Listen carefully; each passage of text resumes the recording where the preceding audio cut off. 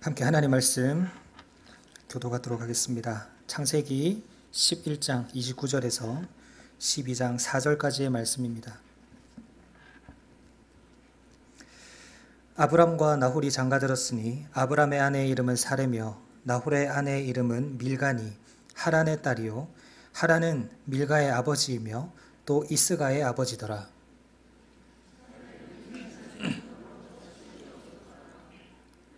데라가 그 아들 아브람과 하란의 아들인 그의 손자 롯과 그의 며느리 아브람의 아내 사레를 데리고 갈대아인의 우르를 떠나 가나안 땅으로 가고자 하더니 하란에 이르러 거기 거류하였으며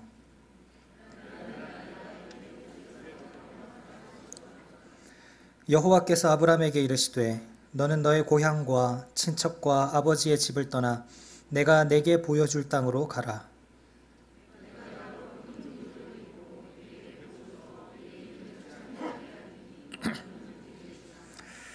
너를 축복하는 자에게는 내가 복을 내리고 너를 저주하는 자에게는 내가 저주하리니 땅의 모든 족속이 너로 말미암아 복을 얻을 것이라 하신지라. 이에 아브람이 여호와의 말씀을 따라갔고 롯도 그와 함께 갔으며 아브람이 하란을 떠날 때에 75세였더라. 아멘. 할렐루야. 하나님의 은혜와 기도의 응답이 있는 예배 시간이 되시기를 주님의 이름으로 축원을 드립니다. 톨스토이의 명작 안나 카레리나는 이렇게 시작합니다. 행복한 가정은 모두 비슷한 이유로 행복하지만 불행한 가정은 저마다의 이유로 불행하다.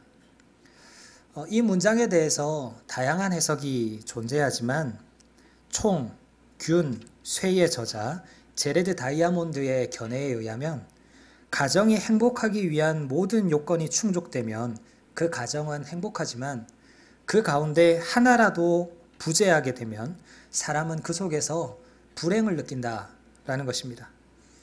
예를 들어 경제적인 부분, 부부 간의 관계, 또 자녀 교육, 건강 등의 모든 요소가 충족이 되면 그 가정은 행복을 느끼지만 그 가운데 하나라도 빠지게 되면 사람은 가진 것을 바라보며 행복해하는 것이 아니라 부족한 것을 바라보며 불행해한다라는 것입니다. 저는 이 말에 100% 공감하지는 못하지만 그렇다고 전혀 근거 없는 말도 아닌 것 같습니다. 우리는 행복한 가정, 좋은 가정을 꿈꿉니다. 그리고 그런 가정을 이루기 위해서 많은 노력을 하지요. 그런데 앞서 말씀드린 그 많은 요소들을 충족시키기 위해서 우리가 부단히 노력하고 애를 쓰지만 참 쉽지 않은 것 같습니다. 특히나 자녀와 관련된 문제가 가정 가운데 있으면 더더욱 쉽지가 않죠. 왜냐하면 자녀에 대한 문제가 이 부모 세대에게는 가장 중요한 이슈이기 때문입니다. 그래서 대다수의 부모 세대는 자녀를 잘 키우기 위해서 특별한 노력과 관심을 기울입니다. 특별히 우리는 그리스도인이기 때문에 우리 자녀를 잘 키우되 신앙적으로 잘 키우기를 소망하고 또 원합니다. 아마 이 문제에 대해서는 여기 계신 모든 분들이 다 공감하시리라고 생각합니다. 우리가 너무나 많이 들은 말 중에 한국 교회가 위기다라는 말을 들어보셨을 것입니다. 그런데 그 위기 가운데 가장 큰 위기가 바로 다음 세대로의 신앙의 전수 문제입니다. 공교롭게도 2주 전에 이찬영 목사님께서 샘물 중고등학교 후원주의를 지키면서 이 다음 세대에 대한 말씀을 하셨는데요. 전국의 수많은 교회들 가운데 이 대다수의 교회가 주일학교가 사라지고 있다라는 말씀을 하셨습니다. 그런데 주일학교가 사라지는 것도 문제지만 더 큰 문제는 그 사라지고 있는 주일학교 아이들마저 믿음이나 신앙에 대한 관심이 줄어들고 있다라는 것입니다. 참 신기하죠. 교회는 다니는데요. 그 아이들의 믿음이나 신앙에 대한 관심이 점점 줄어들고 있다라는 것입니다. 구원은 어떻게 받는지, 구원받은 사람으로서 어떻게 살아가야 하는지, 하나님은 어떻게 만날 수 있는지 이런 기본적인 내용에 대해서 별 관심이 없고 잘 모릅니다. 왜 이런 일이 일어나는 걸까요? 그 이유는 간단합니다. 우리 가정들이 자녀의 신앙교육을 주일 학교에만 맡기고 있기 때문입니다. 주일 학교라는 이름으로 모이는 그곳에 자녀를 보내기만 하면 신앙의 교육이 잘 될 것이라는 착각을 하고 있기 때문입니다. 물론 많은 분들이 기독교 학교에 자녀들을 보냄으로써 이 문제를 해결하려고 하지만 기독교 학교가 근본적인 해결이 될 수는 없습니다. 왜냐하면 하나님께서 다음 세대의 신앙 전수를 위해서 만드신 공동체는 교회도 아니고 학교도 아니고 다름 아닌 가정이기 때문입니다. 가정이 믿음과 신앙으로 바로 서지 않으면 우리 자녀들이 믿음과 신앙으로 자라간다는 것은 정말 쉽지 않습니다. 말라기 2장 15절에 보면 하나님께서 가정을 만드신 이유를 경건한 자손을 얻기 위함이라고 말씀하고 있습니다. 이 말은 하나님께서 사람을 만드시고 또 가정을 만드신 이유가 이 가정이라는 공동체를 통해서 하나님을 닮은 자녀, 또 하나님의 성품을 세상에 드러내는 자녀, 하나님을 이 세상에 증거하는 자녀로 자라기를 원하고 또 기대하고 계신다라는 거죠. 경건한 다음 세대를 세우는 것이 하나님께서 가정에 원하시는 것입니다. 그런데 이런 목적을 올바르게 수행하지 못하면 어떻게 될까요? 사사기 2장 10절에 보면 이런 말씀이 있습니다. 그 세대의 사람도 다 조상들에게로 돌아갔고 그 후에 일어난 다른 세대는 여호와를 알지 못하며 여호와께서 이스라엘을 위하여 행하신 일도 알지 못하였더라. 다음 세대를 올바로 세워야 하는 일에 소홀하면 다음 세대가 아니라 다른 세대가 세워지게 됩니다. 다른 세대의 특징이 무엇입니까? 하나님을 알지 못하고 하나님이 이스라엘을 위해서 하신 일을 알지 못한다라는 것입니다. 가정에서 신앙의 전수가 없고 다음 세대를 향한 관심이 식어져 버리는 순간 우리 자녀들은 다음 세대가 아니라 다른 세대가 되어버린다라는 것입니다. 그렇다면 어떻게 해야 될까요? 간단합니다. 다음 세대를 바로 세우기 위해서는 다음 세대를 바로 세우기 위하여 주신 공동체, 그 가정을 바로 세워야 합니다. 우리의 자녀들을 믿음으로 양육하기 위해서는 우리의 가정이 믿음의 가정이 되어야 합니다. 하나님은 우리 가정이 믿음의 가정이 되는 일에 관심이 많으십니다. 왜냐하면 우리가 섬기는 그 하나님이 개인의 하나님이실 뿐만 아니라 가정의 하나님이시고 또 가문의 하나님이시기 때문입니다. 출애굽기 3장을 보면 하나님께서 모세를 부르실 때 이렇게 소개하십니다. 출애굽기 3장 6절 또 이르시되 나는 내 조상의 하나님이니 아브라함의 하나님, 이삭의 하나님, 야곱의 하나님이니라. 3장 15절 하나님이 또 모세에게 이르시되 너는 이스라엘 자손에게 이같이 이르기를 너희 조상의 하나님 여호와 곧 아브라함의 하나님, 이삭의 하나님, 야곱의 하나님께서 나를 너희에게 보내셨다 하라. 이는 나의 영원한 이름이요 대대로 기억할 나의 칭호니라. 이렇게 말씀하셨습니다.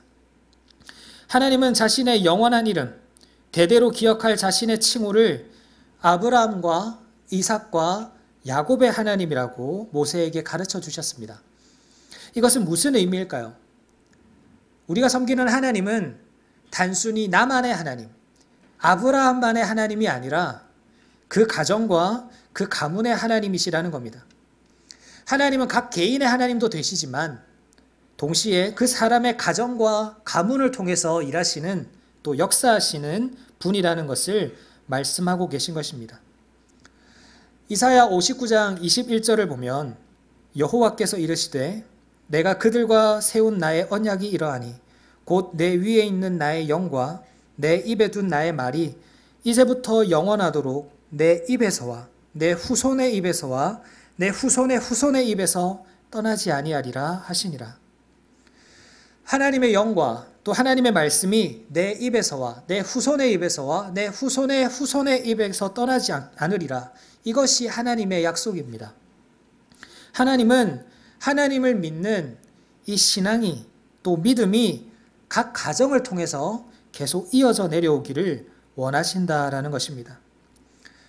그러니까 다시 말해서 나의 가정이, 나의 가문이 하나님을 믿는 믿음의 가정이 되기를 원하신다라는 거죠.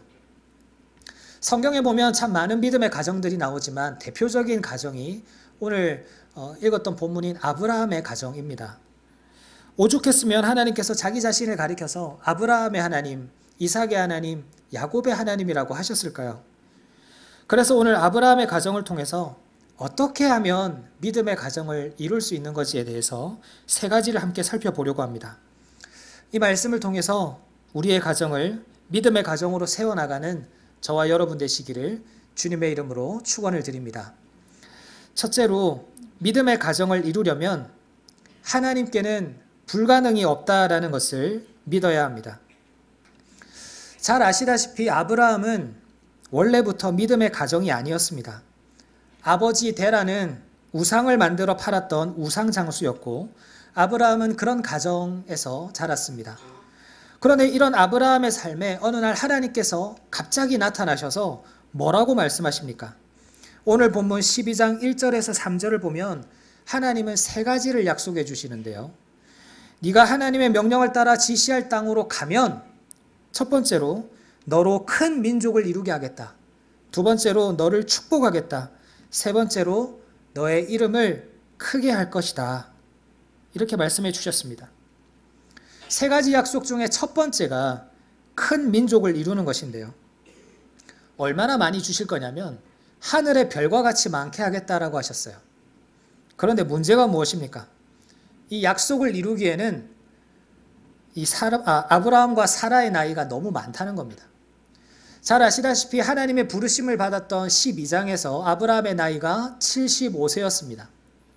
사라의 나이는 65세였습니다. 그러면 하나님께서도 아브라함을 통해서 큰 민족을 이루실 거면 아브라함이 조금이라도 더 젊었을 때, 자녀를 낳을 수 있는 가능성이 조금이라도 더 있을 때 불러주셔야 뭔가 상식적으로 이해가 되지 않겠습니까? 그런데 성경은 사라에 대해서 또 뭐라고 기록하고 있냐면 오늘 본문 11장 30절에 사라는 임신하지 못함으로 자식이 없었더라 라고 말합니다. 큰 민족을 이룰 거라는 그 약속을 이루기에는 너무나 맞지 않는 조건들을 다 가지고 있었던 거죠. 임신이 힘든 몸에 고령이었던 사라를 통해서 하나님이 어떻게 큰 민족을 이루시겠다는 겁니까? 그런데 재미있는 것은 이 구절의 위치입니다. 이 11장 30절의 위치는 11장 한가운데 있는데요. 이 11장이 족보 이야기입니다. 계속 누가 누구를 낳고 언제 죽었다. 이런 내용들이 기록이 되어 있는데 갑자기 출산을 할 수 없는 사라의 이야기가 중간에 끼어 있어요. 왜 이런 내용이 여기에 들어가게 된 것일까요? 혹시 창세기의 저자를 아십니까? 우리가 잘 알다시피 창세기는 모세가 지었습니다. 모세오경이라고 해서 모세가 기록한 5권의 책 중에 첫 번째 책이 바로 창세기인데요. 모세가 광야길을 걸으면서 이스라엘 백성들에게 전해 주어야 할 하나님의 뜻을 기록한 책이 창세기입니다. 다시 말해서 창세기의 1차 독자는 광야를 걸어가던 이스라엘 백성들이었습니다. 그런데 자신들의 조상에 대한 이야기를 하면서 이런 사라의 수치와 고통에 대한 언급을 굳이 하는 이유가 무엇일까요? 모세가 이 책을 기록할 당시 이스라엘은 200만 명이 넘는 대규모 민족이었습니다.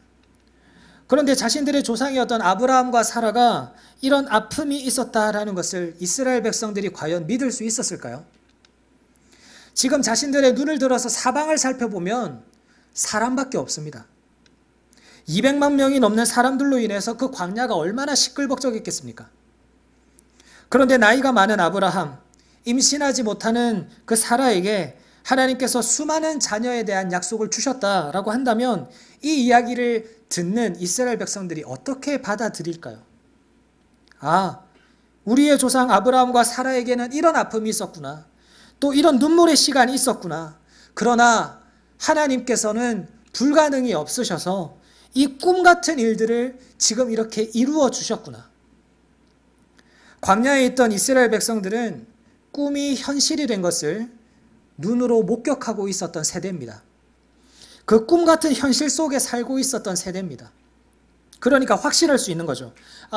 아브라함과 사라에게 이런 놀라운 일을 허락하신 그 하나님, 불가능이 없으신 그 하나님이 우리를 안전하게 가나안 땅으로 인도해 주시겠구나. 이런 확신과 믿음을 심어주기 위해서 오늘 본문을 기록한 것입니다. 이런 확신과 믿음은 아브라함에게도 있었습니다. 창세기 22장에 보면 하나님께서 아브라함을 부르셔서 독자 이삭을 바치라고 하세요. 그래서 그 말씀을 듣고 모리아 땅의 한 산으로 갑니다. 산에 도착할 때 아브라함이 종들에게 이렇게 이야기합니다. 22장 5절에 보면 이에 아브라함이 종들에게 이르되 너희는 나귀와 함께 여기서 기다리라. 내가 아이와 함께 저기 가서 예배하고 우리가 너희에게로 돌아오리라. 말이 좀 이상하죠. 하나님께서는 분명히 이삭을 제물로 바치라고 하셨습니다. 그래서 아브라함은 종들에게 내가 이제 이삭과 함께 예배를 드리러 갈 거야 라고 말하는데 그 뒤에 뭐라고 덧붙이냐면 우리가 함께 돌아올 것이다. 이렇게 이야기합니다. 이것을 히브리서 기자는 이렇게 표현합니다. 히브리서 11장 19절 말씀. 그가 하나님이 능히 이삭을 죽은 자 가운데서 다시 살리실 줄로 생각한지라. 아브라함은 알았던 거예요. 뭘 알았습니까? 하나님께서 이삭을 바치라고 한 것은 분명한 이유가 있을 것이다. 하나님께서 이삭을 통해서 큰 민족을 이루겠다고 약속해 주셨으니까 지금 이 자리에서 이삭을 바치고 이삭이 죽는다고 해도 하나님께서는 이삭을 다시 살려주실 것이다. 내가 믿는 하나님은 그런 전능하신 하나님이야. 이런 믿음이 있었던 것입니다. 사랑하는 여러분, 우리의 가정은 어떻습니까? 우리의 가정을 보면 도저히 이루어지지 않을 것만 같은 그런 일들이 참 많이 보입니다. 제가 섬기고 있는 평원 가운데도 이런 기도의 제목들을 내어주시는 분들이 참 많이 계시는데요. 목사님, 우리 남편은, 우리 아내는 절대로 예수 안 믿을 사람입니다. 우리 부모님은 너무 독실한 불자셔서 교회 나오라고 말씀만 드려도 버럭 화를 내십니다. 우리 자녀들이 너무 말을 안 들어서 내가 교회를 나오라고 해도 나오지를 않습니다. 이런 불가능해 보이는 가족 복음화의 문제 때문에 늘 마음에 쓰고 또 눈물로 기도하시는 분들이 많이 계십니다. 그런데 우리는 기억해야 됩니다. 하나님은 불가능이 없으십니다. 우리 가정이, 우리 남편이, 우리 부모님이, 우리 자녀가 절대로 변화되지 않을 거야. 이런 강한 확신이 우리 가운데 있다고 할지라도 하나님은 그 모든 상황을 변화시켜 주실 수 있는 전능하신 하나님이심을 믿으시기를 바랍니다. 사라는 이삭을 약속받은 지 25년 뒤에 90세의 나이로 이삭을 낳습니다. 얼마나 많은 세월을 절망하고 또 낙심했겠습니까? 아브라함의 형제 하란은 일찌감치 롯을 낳고 롯이 후손을 계속 낳아서 믿음의 가문을 이루어갔습니다. 또 다른 형제 나홀은 창세기 22장을 보면 아내와 첩을 통해서 12명의 자녀를 낳아요. 뿐만 아니라 24장을 보면 이삭의 아내를 얻기 위해서 아브라함의 종이 찾아간 곳이 나홀의 성입니다. 무슨 말이냐? 한마디로 이 아브라함의 형제 나홀은 자녀도 많이 낳고 성의 주인이 되어서 떵떵거리며 잘 살고 있었던 거예요. 그런데 사라 자기는 어떻습니까? 약속은 받았지만 아무런 응답이 없습니다. 오죽했으면 창세기 18장에 하나님께서 소돔과 고모라 성을 멸망시키기 위해서 아브라함을 찾아오셨는데 그때 다시 한 번 더 아들에 대한 약속을 주세요. 그런데 그때 사라가 속으로 비웃습니다. 하나님이 아들을 준다 한 지가 언젠데, 지금 내 나이가 얼만데, 지금 몇 년을 기다렸는데, 다른 가정들은 저렇게 자녀도 잘 낳고 잘 살고 있는데 나는 이게 뭔가? 그런데 아들을 주신다고? 그걸 믿으라고? 그렇게 사라는 하나님의 말씀에 콧방귀를 끼지만 하나님은 그 언약에 신실하셔서 그 언약을 이루어 주셨습니다. 우리에게도 하나님은 동일하게 역사하십니다. 우리 가정이 믿음의 가정이 되기에 불가능해 보이십니까? 그러할 때일수록 하나님을 의지하셔야 합니다. 하나님은 불가능이 없는 전능하신 하나님이시기 때문입니다. 우리가 이 사실을 확신하며 인내로 기도할 때 아브라함과 사라에게 믿음의 가정을 허락하신 그 하나님이 우리의 가정도 믿음의 가정으로 변화시켜 주실 것을 믿습니다. 둘째로 우리가 믿음의 가정을 이루려면 하나님의 부르심에 온전히 순종해야 합니다. 오늘 보면 11장 31절을 보면 좀 낯선 인물이 갈대아 우르에서 아브라함께 함께 나옵니다. 바로 아버지 데라인데요. 오늘 성경에는 기록되어 있지 않지만 하나님이 처음 아브라함을 부르신 것은 12장이 아닙니다. 11장의 어느 한 시점에 하나님은 아브라함에게 나타나셨고 또 그 부르심에 아브라함은 아버지 데라와 아내 사라와 조카 롯을 데리고 하나님께서 지시하실 땅으로 한 걸음 한 걸음 걸어갑니다. 그런데 한참을 걷다가 중간에 하란이라는 곳을 가게 되는데요. 그곳에 도착하자마자 아버지 데라가 이렇게 말합니다. 야, 여기에서 머물자. 하나님께서 말씀하신 가나안을 조금만 더 가면 도착할 수 있는데 그 부르심을 따라서 그 말씀을 따라서 여기까지 왔는데 아버지가 이렇게 말하는 거예요. 야, 여기 머물자. 왜 여기에 머물렀을까요? 역사적으로 하란이라는 곳은 매우 발달된 대도시였습니다. 교통적으로나 상업적으로 매우 발달한 도시였기 때문에 장사꾼이었던 데라가 이 도시를 보고 정착하고 싶은 마음이 든 겁니다. 내가 여기 있으면 돈을 좀 벌겠다. 내가 여기 있으면 내가 내 재능을 발휘해서 잘 먹고 잘 살 수 있을 거야. 내가 여기 정착하면 다시 기반을 닦고 우리 집안을 이렇게 세울 수 있을 거야. 내가 여기 정착하면 지금 계속 방랑하고 있는 이 삶을 청산하고 안정적으로 가정을 세울 수 있을 거야. 그래서 데라는 아브라함과 사라와 롯을 데리고 하란에 정착합니다. 그러나 과연 그것이 하나님의 뜻이었을까요? 하나님은 아브라함에게 12장에 다시 나타나셔서 말씀하십니다. 너는 너의 고향과 친척과 아버지의 집을 떠나라. 사도행전 7장의 스데반의 설교에 보면 하나님께서 아브라함에게 뭐라고 말씀하시냐면 고향과 친척을 떠나라 이렇게 말씀하셨어요. 근데 이거는 11장의 부르심이고요. 12장에서는 한 가지가 추가가 됩니다. 뭐가 추가가 되었습니까? 너의 아버지의 집을 떠나라는 겁니다. 하나님의 부르심을 중간에 포기하고 세상의 유혹과 자신의 안위를 위해서 하란에 머무르기를 원하는 그 너의 아버지의 집을 떠나라는 것입니다. 그리고 어떤 학자는 이렇게 주장합니다. 이미 고향을 떠난 아브라함에게 하나님께서 다시 고향에 대한 언급을 하시는 것은 아브라함에게 고향으로 돌아가고 싶은 마음이 생겨서일 것이다 라는 주장입니다. 실제로 주빌리라는 고대 유대 문헌에 따르면 아브라함이 갈대아 우르로 돌아가는 것을 고민하면서 하나님께 기도하는 장면이 나옵니다. 그것을 참고해서 한 주장으로 보이는데요. 만약 이것이 사실이라면 이미 하란에 정착해버려서 가나안으로 나아가고자 하는 마음이 흐지부지 돼버린, 오히려 다시 갈대아 우르 그 고향 땅으로 돌아가고 싶어하는 마음이 생겨버린 그 아브라함에게 하나님께서 다시 나타나셔서 언약을 상기시켜 주시는 겁니다. 뭐라고요?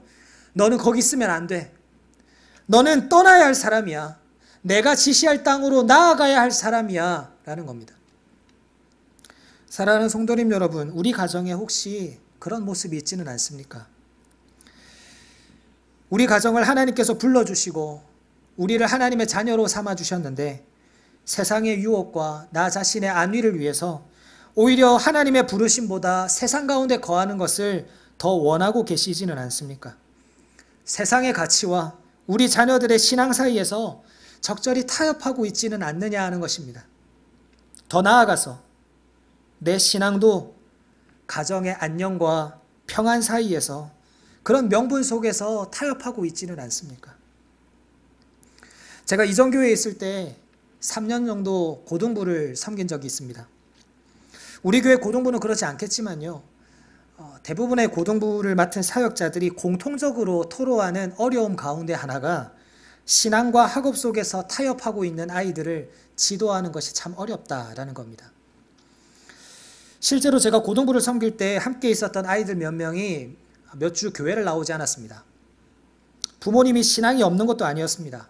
집사 직분 받고 또 교회에서 봉사도 열심히 하시고 예배도 잘 참석하시는 분이셨어요. 그런데 부모님은 잘 나오시는데 왜 넌 안 나오니? 이렇게 이야기했더니 학원 때문에 못 나간다 그러더라고요. 오랜만에 교회에 와서 앉혀놓고 이야기했습니다. 야, 학원 시간을 조정하면 안 되겠냐? 그랬더니 자기가 듣는 수업이 딱 그 시간에 있대요. 정말 잘 가르치는 학원을 소개받아서 갔는데 그 학원 수업이 딱 그때 있다는 거예요. 부모님이 허락하셨냐? 물어보니까 네 라고 대답하더라고요. 그런데 이 아이의 말하는 태도를 보니까요, 미안해하는 태도가 아니었습니다. 한번 생각해 보십시오. 제가 그때 강도사였는데 담당 교역자 강도사가 예배를 출석하지 않는 것 때문에 따로 불러서 앉혀놨어요.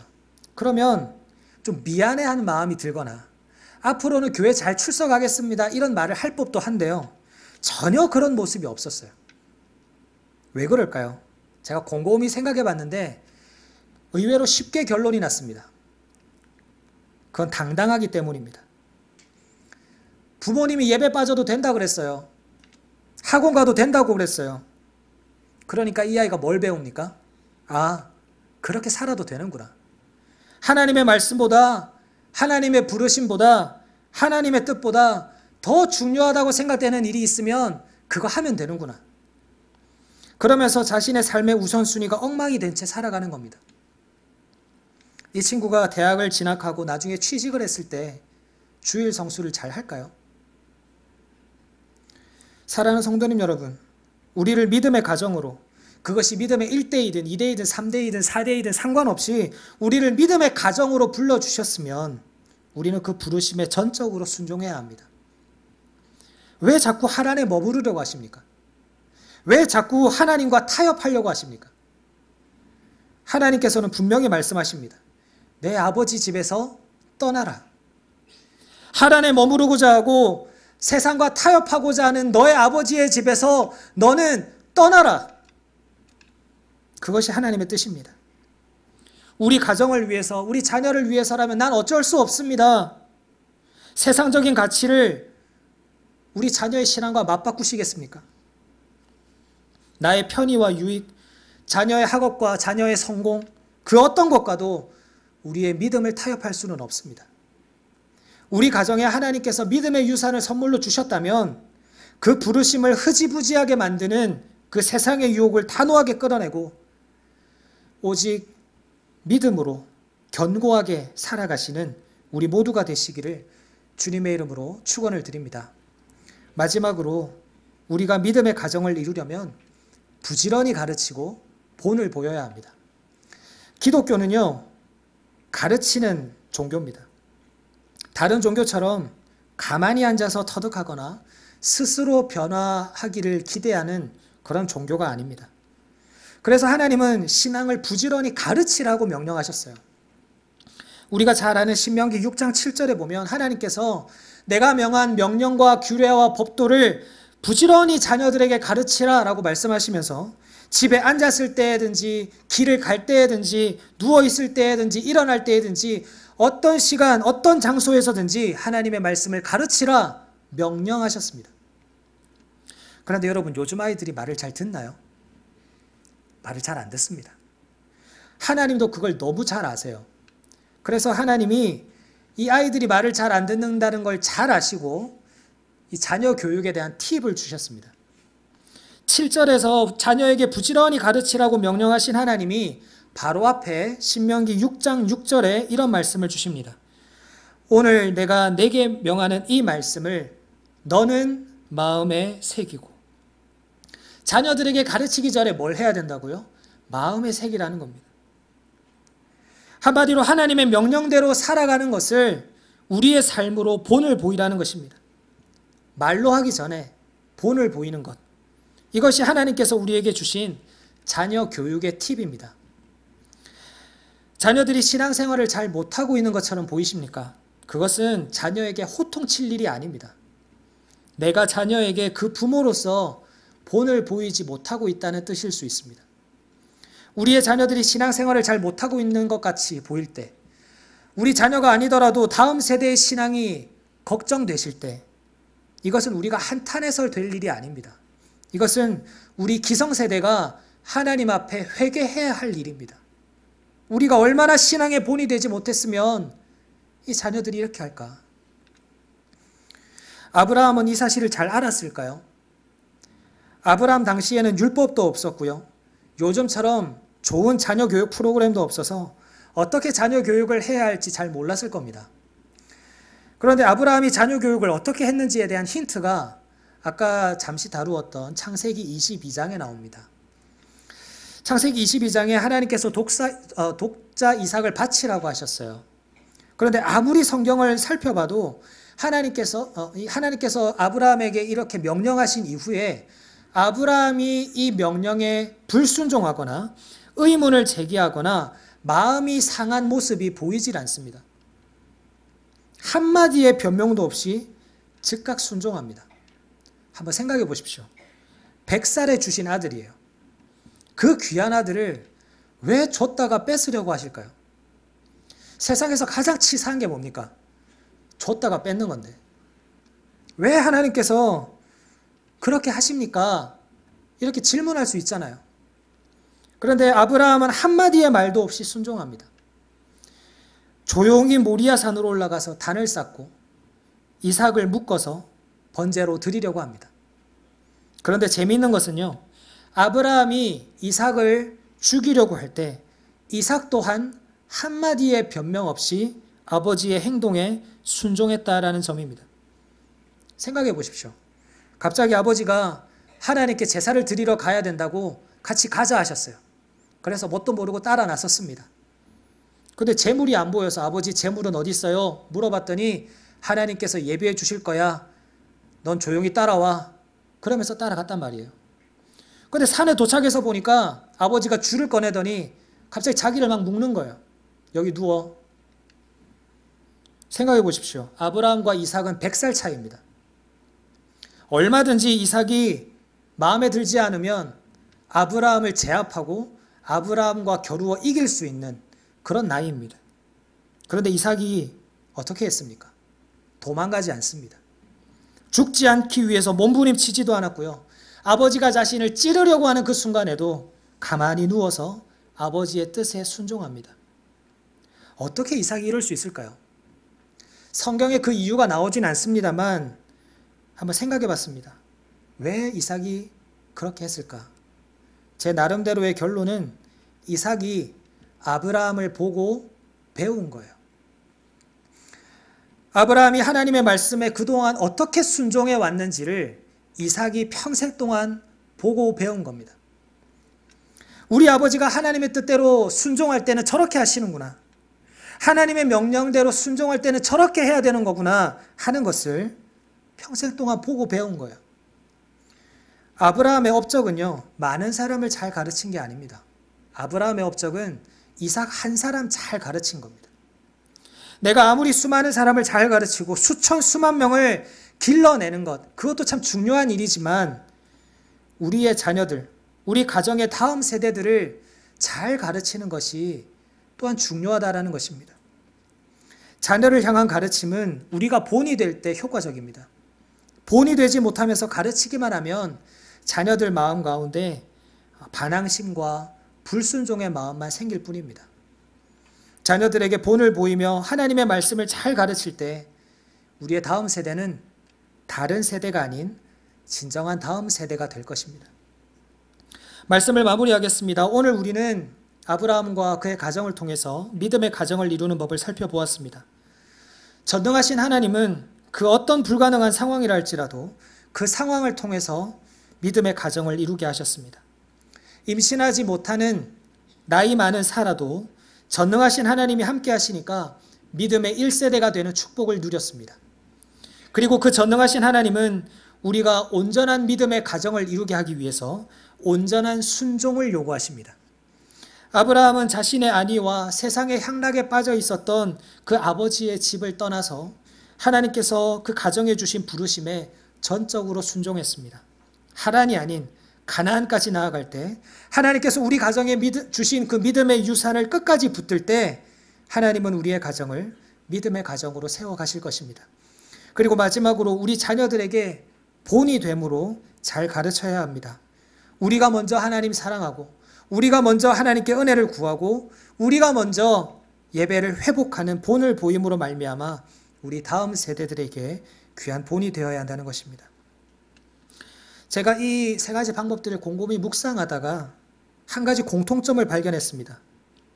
하나님께서 믿음의 가정을 이루기 위해서 다양한 방법들을 알려주셨지만 이 모든 것들은 한 가지 공통점, 그게 뭐냐면 현재 나의 신앙 상태와 연관이 있더라는 것입니다.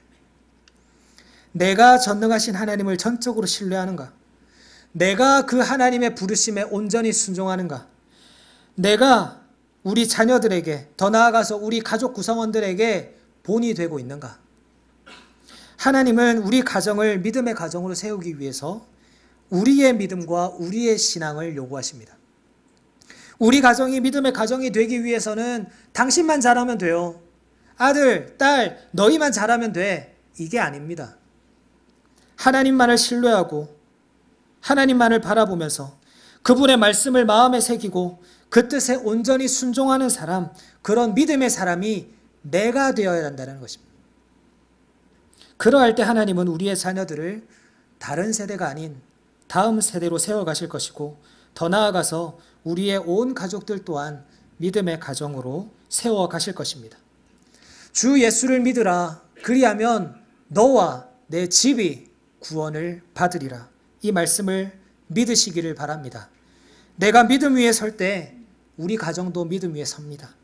원어옵기는 우리 모두가 이 사실을 깨닫고 믿음의 유산을 잘 이어가서 우리 모두의 가정이 믿음의 가정이 되고 또 더 나아가서 믿음의 가문을 이루게 되시기를 주님의 이름으로 축원을 드립니다. 말씀을 생각하면서 이 시간 자리에서 일어나셔서 헌신 찬송 함께 드리시겠습니다. 우리 가정의 주인 되시는 하나님 우리 아버지, 이 시간 믿음의 가정에 대한 말씀을 함께 나누었습니다. 우리의 자녀들이 다른 세대가 되지 않고 다음 세대로서 주 안에서 믿음으로 양육되게 하여 주시옵소서. 우리 안에 믿음의 가정을 향한 꿈과 소망을 품게 하여 주시고 전능하신 하나님께서 그 꿈을 이루어 가실 것을 믿고 믿음의 걸음을 한 걸음 한 걸음 걸어 나가게 하여 주시옵소서. 주의 부르심 앞에 온전히 순종하는 우리가 되게 하여 주시고 세상과 환경 앞에 타협하거나 무릎 꿇지 않게 도와주시며 특별히 우리 부모 세대를 축복하여 주셔서 자녀들에게 믿음의 본이 되는 귀한 부모로 세워주시기를 간절히 바라고 소원합니다. 주님, 이를 위해서 우리가 주님 앞에 먼저 바로 서기를 원합니다. 우리의 눈을 들어 주님만을 바라볼 때 주께서 이 모든 일을 이루어 주실 줄 믿습니다. 우리의 가정이 주님의 역사가 되게 하여 주시고 우리의 가정이 주님의 나라가 되게 하여 주시옵소서. 또 이 시간 우리에게 베풀어 주신 은혜와 축복에 감사하여 빈손으로 나아오지 아니하고 귀한 예물을 주께 드린 손길을 축복하여 주시고 모든 것이 주께로부터 왔으니 주께 받은 것으로 즐거이 주께 드리는 이 고백을 주님께서 기뻐 받아 주시옵소서. 정성껏 드리는 이 마음을 주께서 연락하여 주시고 이 물질이 쓰이는 곳마다 주님의 자비와 은혜가 나타나게 하시며 하나님의 영광이 충만히 드러나게 하여 주시옵소서. 우리 주 예수 그리스도의 크신 은혜와 하나님 아버지의 놀라우신 사랑과 성령님의 교통하심이 믿음의 가정에 대한 소망을 가지고 하나님 앞에 믿음으로 바로 서기를 결단하는 여기 머리 숙인 모든 주의 백성들 머리 위에 그리고 그 가정 위에 지금부터 영원토록 항상 함께 하시기를 간절히 축원하옵나이다. 아멘.